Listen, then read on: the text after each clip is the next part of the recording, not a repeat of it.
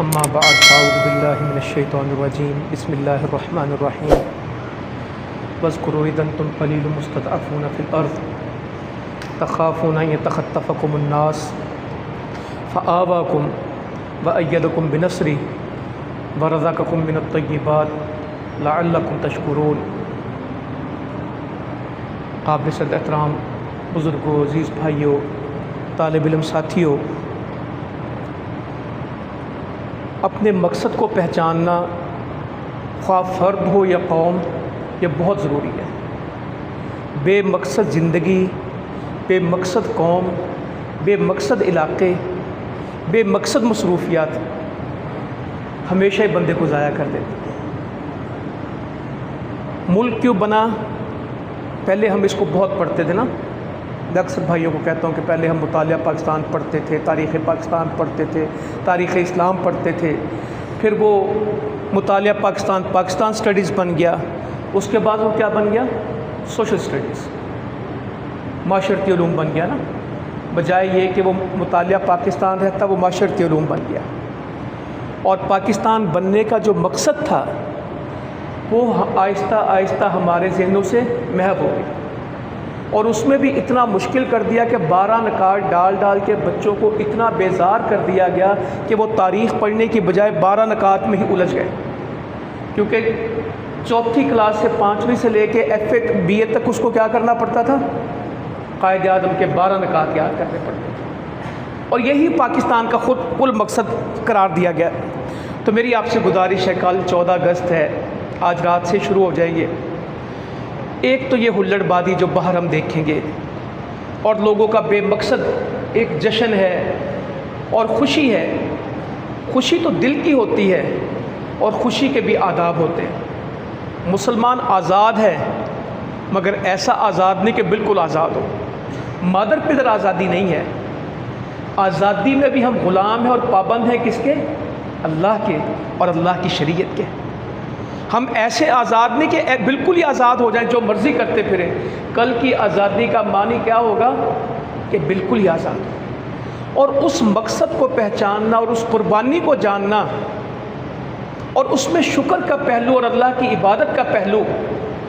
جس طرح نبی کریم صلی اللہ علیہ وآلہ وسلم نے مدینے میں آ کے پوچھا کہ یہ روزہ کس بات کا ہے، تو بتایا گیا کہ فرعون غرق ہوا تھا، موسیٰ علیہ السلام کو اللہ تعالیٰ نے نجات دی تھی، بنی اسرائیل کو نجات دی تھی، تو یہ اس وجہ سے روزہ رکھتے ہیں۔ خوشی ان کی تھی، مرحلہ ان کے اوپر یہ آیا تھا۔ تو نبی مکرم صلی اللہ علیہ وآلہ وسلم نے فرمایا موسیٰ علیہ السلام پہ میرا حق زیادہ ہے، میں بھی یہ روزہ رکھوں گا، اور روزہ رکھنے کا حکم دیا گیا، حتیٰ کہ رمضان کے روزوں کی فرضیت سے پہلے عاشورہ فرض تھا، لازم تھا۔ سیدنا عمر فاروق رضی اللہ عنہ بیان کرتے ہیں کہ ہم اپنے بچوں کو روزہ رکھواتے تھے، اتنے چھوٹے بچوں کو کہ جب وہ روزے کی وجہ سے پریشان ہوتے تو ہم اون کے کھلونوں کے ساتھ ان کو بہلاتے تھے کہ ان کا روزہ پورا ہو جائے۔ یہ عاشورہ کا روزہ تھا، روزہ ان کی وجہ سے تھا، مگر رکھا مسلمانوں نے۔ اور وجہ کیا تھی؟ فرعون غرق ہوا، بنی اسرائیل کو نجات ملی، اس دن کو یاد رکھا۔ اللہ کرے کہ ہم بھی 14 اگست کو کسی اس پیرائے میں یاد رکھیں کہ ہندوؤں کا ظلم تھا، ہمارے لوگوں کو وندے ماترم پڑھنا پڑتا تھا، اردو بالکل معدوم ہو رہی تھی، سنسکرت اور ہندی پڑھنی پڑتی تھی، مسلمان اپنے بچوں کا نام اسلام پہ نہیں رکھ سکتے تھے۔ تیسرا، یہ تو اللہ کا شکر ہے کہ ہم پاکستان میں رہتے ہیں، جو لوگ پردیش میں بستے ہیں ان کو معلوم ہے کہ لوکل میں اور امیگرینٹس میں جو غیر ملکی ہوتے ہیں، یہ کتنے درجے کے شہری ہوتے ہیں؟ ہمیشہ اس ملک کا رہنے والا، اس شہر کا، اس ملک کا پہلے درجے کا شہری ہوتا ہے، باقی جہاں سے بھی آئے ہوں ان کا کوئی درجہ ہی نہیں ہوتا، ان کی کوئی حیثیت نہیں ہوتی۔ ایسے ہی ہندوستان میں مسلمانوں کا حال تھا۔ 1000 سال ہماری مسلمانوں کی حکومت ہندوستان پہ، اور پھر یہ کیفیت تھی کہ انگریزوں کی، ہندوؤں کی، سکھوں کی، سب کی گٹھ جوڑ ہوئی، اور تختہ ستم جو بنے وہ مسلمان تھے۔ ایسے ایسے ظلم اور ایسی ایسی تکلیفیں، اور اتنا مسلمانوں کے لیے مشکل وقت تھا، اور آزادی کی کوئی راہ نہیں تھی۔ پھر اللہ تعالیٰ نے مسلمانوں کو آزادی کے لیے کیا نعمت عطا فرمائی؟ اپنی توحید۔ یہ ملک کس بنیاد پہ بنا؟ توحید کی بنیاد پہ۔ پاکستان کا مطلب کیا؟ لا الہ الا اللہ۔ میں ہمیشہ آپ سے کہتا ہوں، پھر کہتا ہوں، کل بھی آج بھی، آپ بھی اپنے جہاں جہاں آپ کی آواز پہنچتی ہے، اپنے سوشل میڈیا سے، اپنے خاندان میں، اپنے دوستوں سے، کہ پاکستان کا وجود، پاکستان کا قیام جغرافیہ کی بنیاد پہ نہیں ہے، نظریے کی بنیاد پہ ہے۔ ہم قوم کے طور پہ آزاد نہیں ہوئے، ہم مذہب کے طور پہ آزاد ہوئے۔ پاکستان بننے کی وجہ ہماری نسل اور قوم اور علاقہ نہیں تھا، پاکستان بننے کی وجہ ہمارا مذہب تھا۔ مگر آج تو نعرے بدل گئے نا، پاکستان کا مطلب کیا؟ پڑھنے لکھنے کے سوا۔ یہ بھی نعرہ آپ نے سنا؟ پاکستان کا مطلب کیا؟ پڑھنے لکھنے کے سوا۔ تو ہمارے تو ماشاءاللہ سارے دین والے لوگ ہیں، تو کسی نے آگے سے کہا پڑھنا لکھنا بھی کیا ہے؟ فَاعْلَمْ أَنَّهُ لا الہ الا اللہ۔ پڑھنے کی بنیاد بھی تو لا الہ الا اللہ ہے۔ پڑھو لکھو گے بھی تو پڑھنے کا پہلا کام کیا ہے؟ اقرأ بسم ربک الذی خلق۔ اللہ کی توحید ہی تو پڑھائی کی پہلی چیز ہے۔ تو انشاءاللہ تعالیٰ یہ باتیں سب کو جا کے بتانی ہے، سمجھانی ہے کہ ہم انتہائی مشکل حالات میں تھے، اور اللہ کرے ہم 14 اگست میں باجے بھی لوگ بجاتے ہیں، سڑکوں پہ بھی نکلیں گے، تماشے بھی کریں گے، گانے ناچ سب کچھ ہوگا۔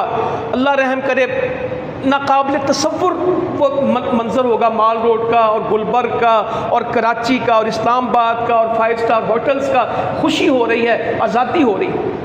کئی اتنے آزاد ہیں کہ وہ بالکل ہی آزاد ہیں، اور کئی آپ کو ملیں گے وہ کہیں گے ابھی تک ہم کیا ہیں، ہمیں آزادی ملی نہیں، ہم آزادی کی تلاش میں حقیقی آزادی ڈھونڈ رہے ہیں۔ بھائی جو آزادی اللہ نے دے دی، اس پہ اللہ کا شکر کریں۔ ہندوستان کے مسلمانوں کو، جن کی تعداد بعض لوگ تو بہت کہتے ہیں، مگر جو ہمیں گوگل بتاتا ہے اور جو فیکٹس ہمیں بتاتے ہیں وہ 25 کروڑ کے قریب ہے۔ جتنی آبادی پاکستان کی ہے اتنی آبادی ہندوستان کے مسلمانوں کی۔ کیسی زندگی ان کی؟ وہ مسجد میں نماز نہیں پڑھ سکتے، ان کے بچے اپنے بچوں کے نام تبدیل کرتے ہیں اسکول میں داخل کروانے کے لیے، تاکہ مسلمانوں کے ساتھ جو ایک الگ سے وہاں پہ تصور ہے۔ مودی جیسا وزیر اعظم کہتا ہے کہ مجھے مسلمانوں کے ووٹ کی کوئی ضرورت نہیں ہے، میں مسلمانوں کے ووٹ کے ساتھ نہیں جیتنا چاہتا۔ ہندوستان میں رہنا ہے تو رام رام کہنا ہے، وہ یہ نہیں کہتے کہ لا الہ الا اللہ کہنا ہے، کہتے ہیں رام رام کہنا ہے۔ اکھنڈ بھارت ایک نظریہ ہے، ہندوتوا ایک تصور ہے۔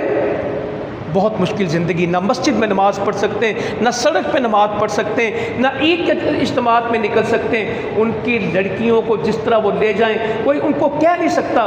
قربانی کے گوشت کے بہانے قربانی کوئی بھی نہ کرے، مگر مسلمان اس وجہ سے قربان ہو جاتے ہیں کہ تم نے قربانی کی ہے۔ یہ ظلم ہے وہاں پہ مسلمان کا تشخص۔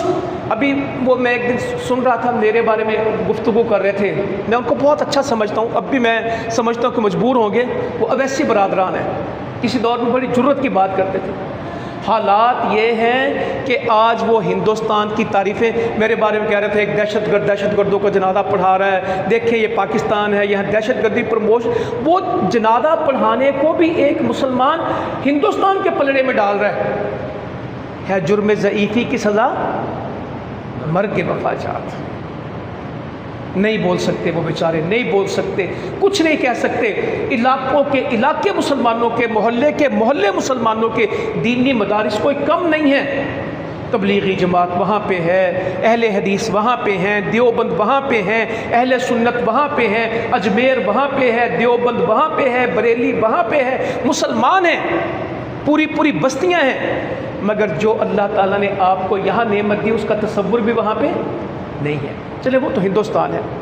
58 اسلامی ملکوں میں دعوت کی، دین کی، جہاد کی، اللہ کی توحید کی، بیان کی جو آزادی اللہ نے پاکستان میں دی ہے، دنیا کے کس ملک میں؟ عربوں کے سارے ملکوں کو گن لیں، خلیج کے سارے ملکوں کو گن لیں، مشرق بعید کے مسلمانوں کے ملکوں کو دیکھ لیں، یا وسط ایشیائی ریاستوں کو دیکھ لیں، کسی ایک میں دین کی بات کرنا، ہر مسلمان ملک اسلامی ملک بننے کے در پہ ہے لبرل ہونے کے لیے۔ دبئی کو دیکھیں، انڈونیشیا کو دیکھیں، ملیشیا کو دیکھیں، یہ بڑے بڑے ملکوں کو دیکھیں، وہ اسلام کے مطابق نہیں چلنا چاہتے۔ ہر ملک اپنے آپ کو کیا بنانا چاہ رہے ہیں؟ لبرل۔ بھئی ہم دین کے اوپر بات نہیں کریں گے، لبرل ملک۔ ہمارے ملک میں بھی ایک دفعہ آیا تھا ماڈل مسجد اور ماڈرن مدرسہ، لبرل، اسلامیات گھر میں پڑھائی جائے، اسلامیات اسکول میں نہیں پڑھائی جائے گی، یہ ہمارے ملک میں بھی آیا تھا۔ مگر شکر ہے اللہ تعالیٰ کا، اب بھی پاکستان کا نصاب تعلیم ایسا ہے کہ اگر کوئی بچہ پہلی کلاس سے لے کے اپنی زندگی بھر صحیح اسلامیات پڑھ لے تو اس کو کتنا اسلام آ جاتا ہے۔ جو اسکول میں صرف اسلامیات پڑھائی جاتی ہیں اس کو ٹرخائے نہ، اس کو پڑھ لے تو اسے اسلام کی بنیادی چیزیں صرف اسلامیات سے سمجھ آ جاتی اگر پڑھ لے۔ تو میں پھر وہی بات کرتا ہوں، اللہ تعالیٰ قرآن مجید میں جو بیان فرماتے ہیں وَاذْكُرُوا إِذْ أَنْتُمْ قَلِيلٌ مُسْتَضْعَفُونَ فِي الْأَرْضِ، یاد کرو وہ وقت۔ تو اللہ کرے ہم اس وقت کو یاد کر لیں جب تم تھوڑے بھی تھے اور کمزور بھی تھے، اور تم ڈرتے تھے کہ لوگ تمہیں اچک کے نہ لے جائیں۔ ہم نے تمہیں ٹھکانہ دیا، اپنی قوت کے ساتھ تمہاری مدد کی اور تمہیں پاکیزہ رزق دیا تاکہ تم شکر کرو۔ رزق بھی اللہ نے جو پاکستان کو دیا دنیا میں کسی کو نہیں دیا۔ موسم، علاقے، خوبصورتی، ٹیلنٹ، یوتھ، جوانی جو اللہ نے پاکستان پہ انعامات کیے ہیں تصور بھی نہیں ہے۔ جو زمین کے خزینے دفینے امیر صاحب کہتے ہیں یہ ان کا لفظ ہے، اس ملک میں چھپے ہیں، دنیا کے ملکوں میں اس کا تصور بھی نہیں ہے۔ مگر ہم اس کی قدر کریں، اس کو سنبھالیں، اور اس کے سنبھالنے کی ایک ہی صورت ہے کہ اس کے نظریے کو سنبھال لیں۔ یہ جو جماعت آپ کو ایک فکر دیتی ہے اور ایک دعوت دیتی ہے اور ایک نعرہ اور ایک سلوگن دیتی، وہ اصل ہے نظریہ پاکستان ہی بقائے پاکستان ہے۔ اگر پاکستان کو سنبھالنا ہے تو اس کے نظریے کو سنبھالنا ہے، اور اس کا نظریہ ایک ہی ہے۔ پاکستان کا مطلب کیا؟ لا الہ الا اللہ۔ جب لا الہ الا اللہ پہ قوم متحد ہوگی، ایک ہی چیز پہ جس پہ متحد ہو سکتے ہیں، صوبوں پہ ہم متحد نہیں ہو سکتے، فصلوں پہ ہم متحد نہیں ہو سکتے، معیشت پہ اور سیاست پہ ہم متحد نہیں ہو سکتے۔